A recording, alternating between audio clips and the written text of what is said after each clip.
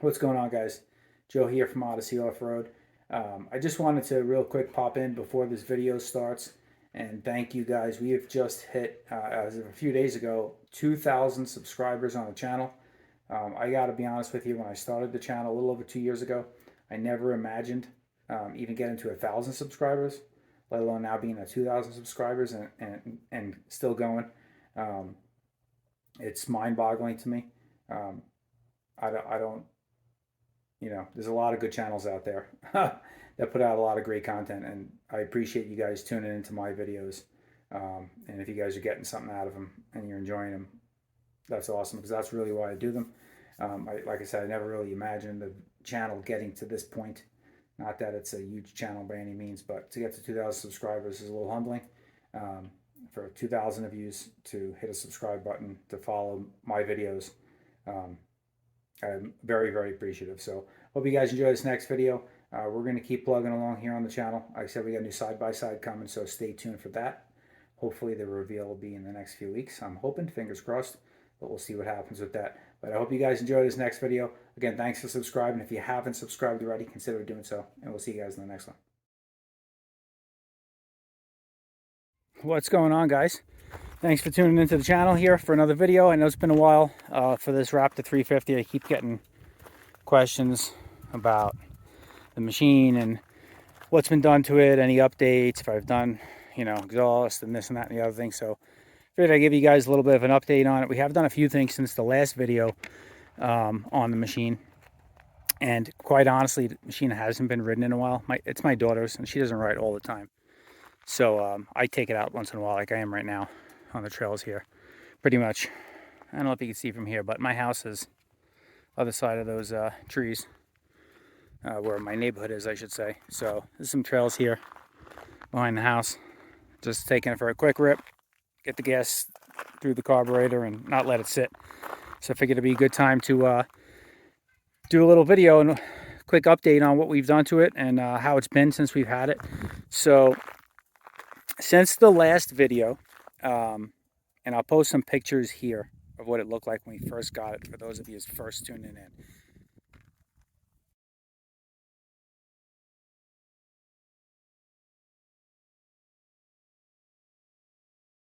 So as you can see, it looks a little different than when we first got it. And since the last update video, we've done a new seat cover, which you can see right there. This was not an expensive seat cover. Paid about $30 on eBay for this thing. I was a little bit hesitant, not knowing how the quality would be or if it would fit good. And I've never done a seat cover before, so I figured good to do one on a cheap $30 seat cover than getting a full works $100 and something seat cover and messing it up. So, but it came out pretty good, I think, especially with the two-tone, the blue on the sides and the black on the top. Now the seat cover that came on it was the original one. It wasn't torn or anything, as you guys probably seen, but the vinyl was so hard and the foam is in good shape underneath. It's the original foam, but the vinyl was so hard and dry on the stock seat cover that you would literally slide right off the machine while you were riding it. It was like it was brittle. It was like when I was taking it off, it was like cracking like potato chips. So, and I'm surprised that it didn't tear or rip already. But so that made a world difference for comfort. We did a DRW case saver, and I have videos on the case saver that I did the install on that, and we did a new chain and sprocket. So that's a DRW case saver threw on there. We're gonna do some other DRW products. We're gonna do the full skid, which we haven't gotten to yet. That's still on the list. We'll talk about that in a little bit, what we're gonna do still. Then I did a primary drive X-ring chain, X-ring gold chain, and sprocket kit. The sprocket's a steel. I don't usually ever run. I've never actually run aluminum sprockets because they wear a lot faster. I know they're lighter, but with the rate they wear out as fast, I want to put a set of steel ones on, or OEM-like quality, and just put them on and forget it. You know what I mean? You don't have to be constantly adjusting your chain. There's much less wear. And then that X-ring chain is very good quality. I haven't had to adjust it since we installed it, and it's been to the dunes, and on a couple of trail rides, and it hasn't stretched at all. So that's been good.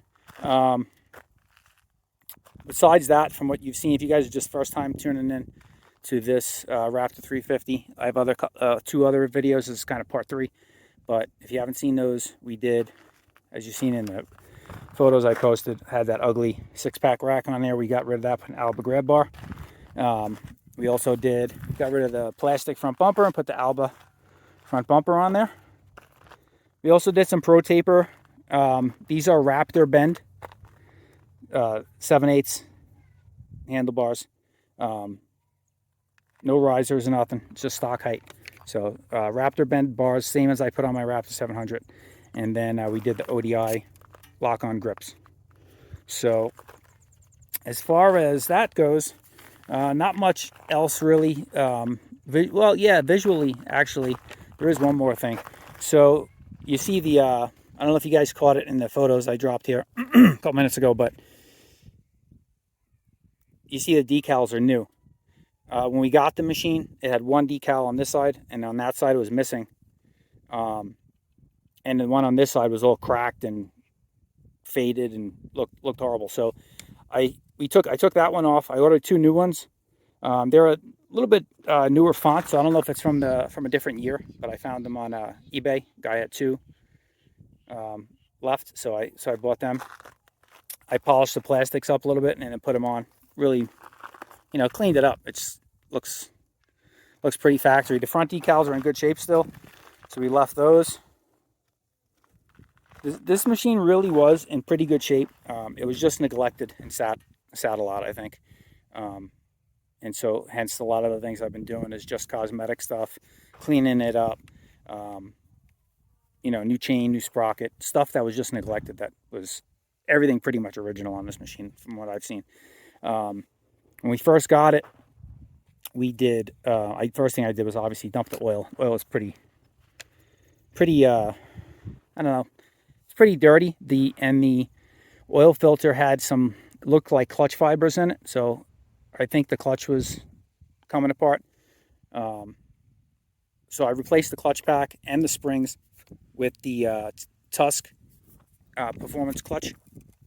And not the performance clutch. I just did the regular Tusk clutch kit. I didn't do the performance clutch. The performance one is a little bit of a harder pull, from what I understand. And this is only a 350cc. It doesn't need anything spectacular. But and then so when I pulled out the factory clutch, it looked like the original clutch. Now I don't think that case was ever removed on the side of the engine here, and it looked fairly original. And then there was no chunks or any cracks, surprisingly, in any of the discs. But I replaced everything: the wear plates, the fibers, and the springs. So everything's new in there. And then we had an issue starting once in a while. And then in here you have your stator, obviously, and then you have your starter clutch. So the starter clutch has a bearing, one-way bearing, and that goes bad. And once in a while you'll go to start and you'll hear it's like just spinning, or it makes like a popping sound, like it wants to turn over, but it's not spinning fast enough. That's usually the one-way bearing goes out, and then that's kind of mated to the starter gear. There's like a big gear that it's mated to. So I just ordered all new OEM Yamaha parts, right from Rocky Mountain ATV. We installed that. So that pretty much freshened up the vitals on the machine. We changed the oil on it. I've had it since last October, and it hasn't been ridden all that much. I've changed the oil on it 4 times.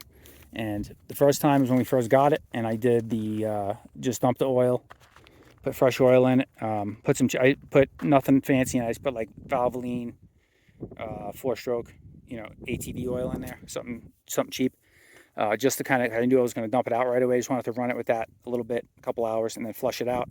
And then I did the starter and the clutch.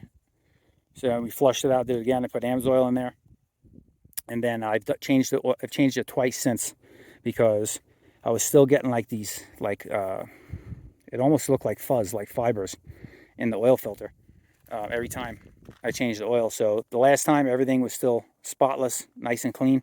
So I know I'm pretty good now. I think it just was, like I said, I think the machine sat a lot. maybe the clutch material was coming apart and sitting in the bottom of the case, and all that stuff had to kind of work out, get clean. I don't know what else it could be. That's like fuzzy fiber stuff getting caught in the oil filter. But the last time I changed the oil, it was clean. The only thing wrong with this machine, the motor runs really strong, but the head needs to be sent out and redone at some point, just for the valve guide seals. The valve guide seals are a little dry, and so if the quad sits for a while and then you go to start it, it'll smoke for like maybe 20-30 seconds, and then that'll go away. And then while you drive it, it doesn't smoke. You can shut it off, take a break, have lunch, whatever. If I start it up now, it won't smoke. It's just when it sits for a while, and that's the clear sign of the valve guide seals. So the motor runs really strong. I did a compression test on it. Off the top of my head, I don't recall what that was, but I remember I have the repair manual at home, and the compression was in the high end of the spectrum. So it's definitely the top end seems to be pretty strong on it. The quad runs strong. Obviously, I have a Raptor 700, so when I'm hopping on this 350, it's significantly less power than the 700 has. But it's fun machine to drive. You can it feels, it's not all that much lighter than a 700, but it feels more nimble and lighter. And I don't know why that is. I don't know if it's just the narrowness of it, maybe. It's a little more narrow, but it's a fun little machine to rip around. The one thing it does need, it's got everything on this thing is factory. I want to upgrade the shocks, because that's the biggest thing I feel driving it around, is the shocks. Coming off my 700 with the piggyback shocks, and then coming on this, these shocks they're pretty brutal when you hit. If you hit something like like some of those G outs right there, if you hit those pretty hard, it's jostling. It doesn't really soak it up all that good. So I'm thinking of nothing too crazy, nothing expensive, but maybe just Elka stage 1s. You can get them fairly cheap, and it'll be a night and day difference over these factory shocks. So we might just go that route, and then we're going to do a full exhaust. Not a full exhaust, but a slip-on exhaust. I don't think I'm going to do a header on it. I got the jetting down pretty good on this thing. It fires right up. You put the choke on, maybe half. If it's been sitting, I took it out just now. It was sitting for a couple weeks. Even though it's very warm outside, it was still sitting for a few weeks. I put the choke on half, didn't even have to give it any gas, and it just fired right up as soon as you hit the start button. After like 10 seconds, shut the choke off, and she idles perfect. So it took a little bit. That was another thing we did when we got it. We had to tear the whole carburetor apart. I had to futz around with the jetting because somebody gutted out the OEM muffler. So it's a little loud, the machine, but it's not a good loud. To me, it doesn't sound that great. And I'll pop a video clip in here of my daughter riding this thing at the dunes, and you can kind of hear what it sounds like. It's okay. Some of you might think it sounds good, but I don't think so. It sounds loud, but not a quality sound, if you know what I mean. So I'm probably going to do like an FMF slip-on on this, just to just to kind of get it to sound a little bit better, look a little bit better, and also have the spark arrestor back in there, because if we go to we ride on some forest, National Forest Service roads and stuff, and I don't need to have any issues with not having a spark arrestor, or we go someplace to ride and that could be an issue. So I'm going to put an FMF slip-on probably, or if anybody's got any other suggestions for a good slip-on for this machine. I'm not doing a big gun, so don't even ask about that one. I'm not interested in the big gun. I want to do something a little bit more quality. The big gun's nice. Not that it's not quality, but it's very loud, the big gun pipes. I don't want it that loud. So I want to go with like an FMF, something that's going to last for a while. Put it on there, no worries. And if something, it needs parts, or a muffler needs to be redone, it's pretty easy to get stuff from FMF. I don't think HMF makes anything for this machine. I think I looked once and I didn't see anything on the website, but I know FMF does. And there was one other pipe I was looking at. I can't remember which one it was off the top of my head. But that's what we're going to do. We're going to do shocks, and then we're going to do an exhaust. I don't think it really needs much more than that. I was thinking about maybe putting Nerf bars on there, because my daughter doesn't like to wear boots, and God forbid her foot slips off the peg, and I don't got to worry. She'll have the protection there for her legs, and I don't got to worry about her running a leg over, breaking a leg. So might do a set of those just to cheap set like I got on my 700, the Alba or the Tusk ones. They're pretty much exactly the same. They're $100, $99, and I maybe throw a set of those on there. Other than that, I took the warning labels off. They were also too like kind of dried and ugly looking, and the corners were peeling, so it looks better with it off. I on my Raptor 700, I did the same thing, but there's a company that makes the plates that go in there to fill them in. I haven't found anybody that makes them for a Raptor 350, so if you guys know of any and you have a link, drop them below. That'd be much appreciated. But that's pretty much it on this thing. I'll pop a video here at the end of my daughter riding it at the dunes, and I hope you guys enjoyed. Thanks for tuning into the video. Wasn't much, but I just wanted to give you a quick update on the machine. We're getting, a lot of you guys ask what happened to the Raptor 350. Do you still have it? And yes, I do. It just doesn't get used a whole lot. It's my daughter's. So that's pretty much the update on that. A lot of cosmetic stuff, getting it to run really nice, and we got it pretty much where we want it there. Now it's just kind of fine tuning. We'll do the shocks, exhaust, and I plan on keeping this thing long term because my little guy, once he moves up out of his Polaris Outlaw 110, this is a great starter machine to learn how to ride a clutch on. This is super easy. If you guys are not familiar with how to ride a clutch on an ATV, and you haven't ridden one before and you want to get a machine with a clutch, this is the perfect starter machine with a clutch. It's not going to kill you. The power is not going to, it's not going to throw you off the bike. It's not uncontrollable. It's got a nice linear power curve.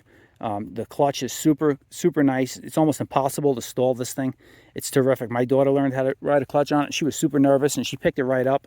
After riding it once, I took her to the Glamis Sand Dunes, and she rolled with me there fairly well, climbed some big hills, and so it's a very easy machine to learn how to ride clutch on. It's a 6-speed, so when you're downshifting, you don't got to downshift all. Like, what's funny with this machine is you can slow down to almost a crawl and still be in like 3rd gear, and it won't stall out. It's amazing. That's why I say it's very nice machine for a beginner to learn how to ride, because you don't got to worry about, beginners. You ride a machine and it's stalling on you, and it could be frustrating, and then you worry about you ruining the clutch and all that stuff. This thing is very forgiving. So if you guys are looking for a nice mid-bore to small bore CC machine with a clutch for your first machine, you find one of these in good shape. Warrior 350 or Raptor 350, it's the same machine, just different plastics. They're great machines to learn on. So thanks for tuning in, guys. Hope you enjoyed a little video clip of my daughter ripping it. You can hear how the exhaust sounds. Leave the comments below. Let me know what you guys think. You got any other ideas, suggestions I should do to it? We're also going to do the DRW skid plates on the bottom, like I mentioned earlier. And stay tuned for some more content coming your way. We still got new side-by-side coming. Hopefully that reveal will be soon. We're just waiting for the dealer to call and say it's in. And we'll talk to you guys in the next one. Ride safe out there.